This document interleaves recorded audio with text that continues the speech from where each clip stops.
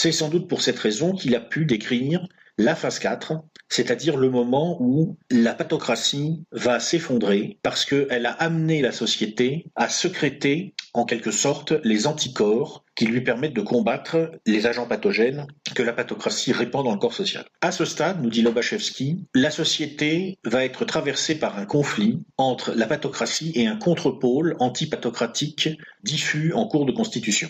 À ce moment-là, la pathocratie est arrivée au terme de son évolution, elle va se rigidifier, elle va se durcir, elle va avoir tendance à revenir à ses bases idéologiques pour se réaffirmer au moment où il est de plus en plus évident pour la grande majorité de la population qu'en réalité, elle est précisément une pathocratie et que ce sont des psychopathes qui commandent. La pathocratie va à ce moment-là avoir tendance à être prise en main par des gens que Lobachevsky appelle les chacals. Donc le chacal, comme je vous disais, c'est un psychopathe héréditaire qui a en plus un trouble schizoïde. Donc c'est quelqu'un qui peut combiner l'insensibilité complète du psychopathe avec la capacité du schizoïde à produire un discours refermé sur lui-même. L'URSS de Souslov, si vous voulez. Cette pathocratie tenue maintenant par les chacals va trouver en face d'elle des réseaux antipathocratiques qui sont incubés spontanément par la société et qui sont souvent structurés autour de gens qui ont été immunisés contre la capacité des psychopathes à déstabiliser leurs interlocuteurs. Ces personnes immunisées, qui sont-elles ? Contrairement à ce qu'on pourrait croire, ce ne sont pas nécessairement les individus les plus intelligents.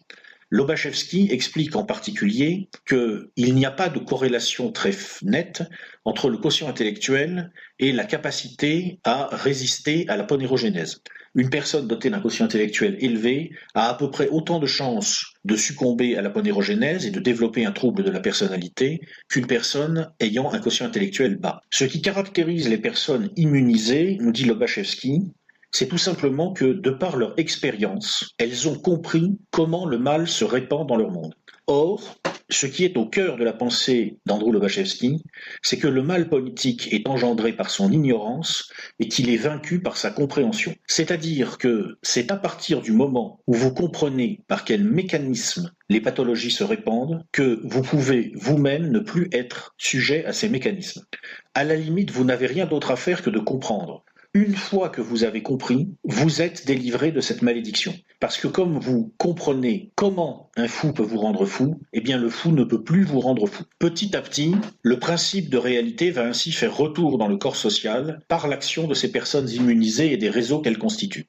Les chacals essayent de défendre la pathocratie en luttant contre ces réseaux, mais c'est un combat perdu d'avance. Pourquoi ? Parce que tout simplement, les pathocrates ne sont pas capables de faire fonctionner une société complexe. Ils sont donc obligés, au fur et à mesure que le système matériellement est en train de se déglinguer, de confier à nouveau les leviers de commande à des gens sensés et qui sauront les utiliser. Jusqu'au moment où les réseaux prédominants deviennent les réseaux des personnes immunisées, et à ce moment-là, la société se répare et elle rentre à nouveau dans une phase de temps heureux. Puis, le cycle va pouvoir recommencer lorsque la génération suivante aura oublié